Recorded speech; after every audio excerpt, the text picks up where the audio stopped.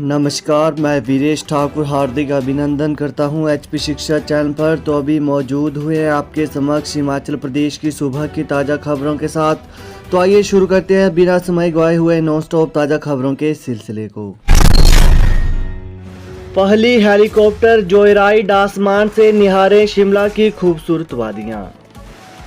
हिमाचल प्रदेश के शिमला शहर की खूबसूरत वादियों का नज़ारा अब सैलानी आसमान से भी देख सकेंगे। बंगलुरु और अहमदाबाद की तर्ज पर शिमला में हेलीकॉप्टर जॉयराइड शुरू करने की तैयारी है। वहीं शिमला के संजौली हेलीपोर्ट से यह सुविधा मिलेगी। पर्यटन विभाग ने समर पर्यटन सीजन में यह सेवा शुरू करने की योजना बनाई है। सैलानियों को करीब 15 मिनट की राइड के लिए लगभग 1,800 रुपये खर्च करने होंगे। नागर विमानन महानिदेशालय DGCA की अनुमति मिलते ही इसके लिए प्रक्रिया शुरू कर दी जाएगी। 3 साल में सड़क हादसों में हुई 3,174 लोगों की मौत। प्रदेश में 4,079 ब्लैक स्पॉट चिन्हित। हिमाचल प्रदेश में बीते 3 सालों में सड़क हादसों में 3,174 लोगों की मौत हुई है। दुर्घटनाएं रोकने के लिए सरकार ने पुलिस व परिवहन के माध्यम से आवश्यक कदम उठाए हैं। 3 साल में 4,079 ब्लैक स्पॉट चिन्हित किए गए हैं। इनमें 74 ब्लैक, 1,320 संवेदनशील और 2,685 संभावित ब्लैक स्पॉट शामिल हैं। मुख्यमंत्री जयराम ठाकुर ने यह जानकारी विधायक जगत सिंह नेगी के प्रश्न के लिखित उत्तर में दी।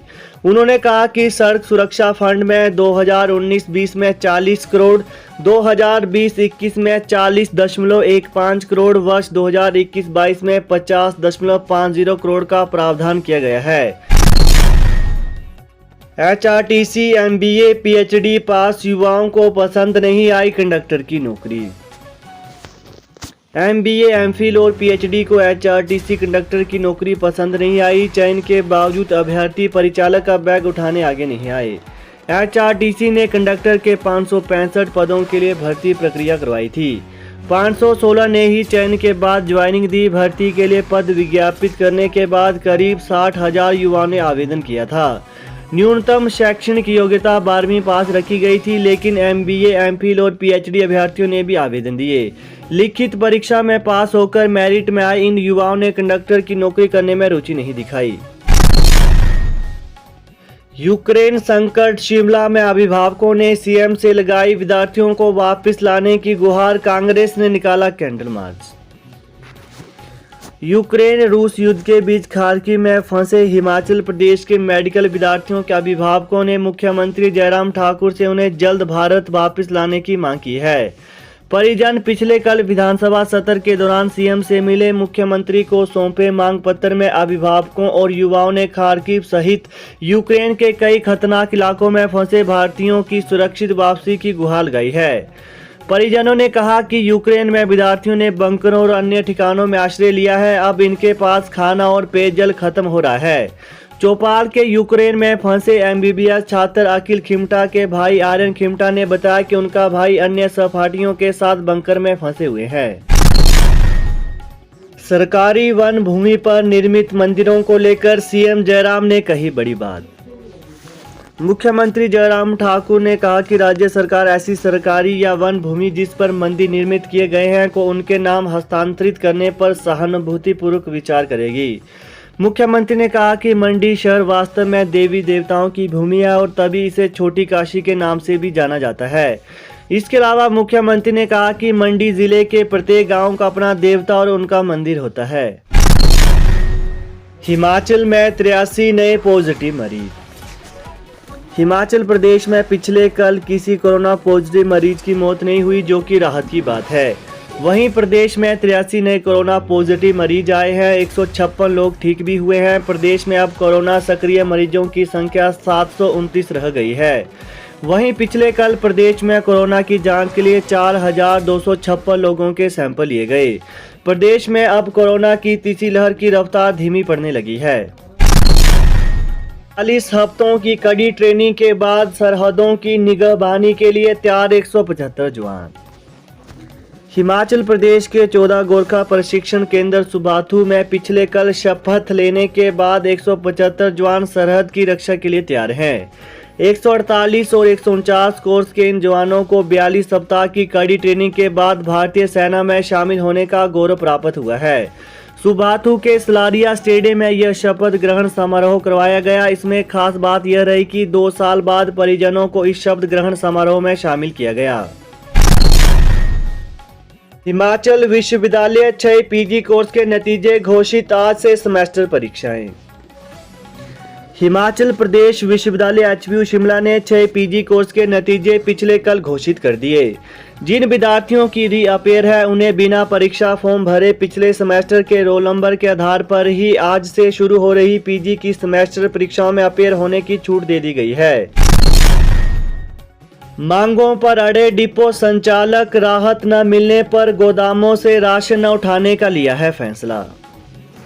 हिमाचल प्रदेश के डिपो संचालकों ने लंबे समय से लंबित मांगों को लेकर 1 मार्च से 10 मार्च तक निगम के गोदामों से राशन न उठाने का निर्णय लिया है, जिसके बारे में प्रदेश डिपो संचालक समिति ने उपमंडल दंडाधिकारी घुमारवी के माध्यम से 7 फरवरी को मुख्यमंत्री को ज्ञापन देकर अवगत करवा दिया था कि यदि 28 फरवरी तक प्रदेश के डिपो संचालकों की दयनीय आर्थिक स्थिति को देखते हुए स्थायी नीति नहीं बनाई गई और POS मशीनों में कनेक्टिविटी बहाल नहीं की गई तो प्रदेश के डिपो संचालक निगम के गोदामों से राशन नहीं उठाएंगे। वहीं प्रदेश के डिपो संचालक अपनी इन मांगों को लेकर 1 से 10 मार्च तक राशन न उठाने पर अडिग हो गए हैं। NIOS परीक्षाएं 4 अप्रैल से जल्द अपलोड होंगे हॉल टिकट। NIOS ने 10वीं और जमा 2 परीक्षाओं की डेटशीट जारी कर दी है। यह परीक्षाएं 4 अप्रैल से ली जाएंगी। NIOS के क्षेत्रीय निदेशक कमांडर परमप्रीत सिंह ने कहा कि परीक्षाओं का आयोजन NIOS के मुख्यालय नोएडा की ओर से जारी अधिसूचना के तहत किया जाएगा। वहीं यह परीक्षाएं 4 अप्रैल से 30 अप्रैल तक आयोजित की जाएंगी। जिन परीक्षार्थियों ने परीक्षाओं के लिए आवेदन किया है उनके लिए हॉल टिकट कुछ दिन के भीतर वेबसाइट पर डाल दिए जाएंगे। कमेटी खारिज, घेराव, आज NPS को अन्य संगठनों से भी मिला समर्थन। मुख्यमंत्री ने विधानसभा में पुरानी पेंशन बहाली को लेकर कमेटी गठन की बात कही है। हमें अब कोई कमेटी नहीं चाहिए। प्रदेश सरकार से एक ही मांग हम कर रहे हैं, वो है पुरानी पेंशन की बहाली की जाए। न्यू पेंशन स्कीम कर्मचारी महासंघ के प्रदेश अध्यक्ष प्रदीप ठाकुर ने कहा कि घनाहट्टी से नंगे पांव पद यात्रा करने का फैसला किया गया है। यहां पर हमें पुरानी पेंशन बहाली के लिए हवन भी किया और नंगे पांव अपनी मांग को सरकार तक पहुंचाने का प्रयास करे हैं। वहीं प्रदीप ठाकुर ने कहा कि प्रदेश के कर्मचारियों को कई समय से गुमराह करते रहे कि पुरानी पेंशन को केंद्र सरकार ही बहाल करती है, लेकिन राजस्थान सरकार ने OPS की घोषणा के बाद सरकारों का भंडाफोड़ कर दिया है। हिमाचल बजट 2022 40,000 आउटसोर्स कर्मचारियों को कई उम्मीदें, SMC शिक्षकों को भी राहत की आस। हिमाचल प्रदेश के 40,000 आउटसोर्स कर्मचारियों को बजट से कई उम्मीदें हैं। इनके अलावा शिक्षा विभाग में कार्यरत 2,555 SMC शिक्षकों की भी 4 मार्च को मुख्यमंत्री जयराम ठाकुर की ओर से पेश किए जा रहे बजट में निगाहें टिकी हैं। चुनावी साल के बजट में हजारों अस्थायी खुद के लिए राहत की आस में है। प्रदेश के विभिन्न विभागों में आउटसोर्स कर्मचारियों की भर्ती न केवल पिछली सरकार ने की बल्कि जयराम सरकार ने भी यह सिलसिला जारी रखा, लेकिन इनके लिए अभी तक कोई भी स्थायी नीति नहीं बनाई जा सकी है। अलग अलग विभागों में अलग अलग नीतियां हैं। वहीं वेतन और मानदेय के मामले में भी असमानता की स्थिति बनी हुई है। तो ये थे कुछ सुबह के मुख्य समाचार। तो ताज़ा खबरों को पाने के लिए चैनल को जरूर सब्सक्राइब करें। Thanks for watching. जय हिंद, जय हिमाचल।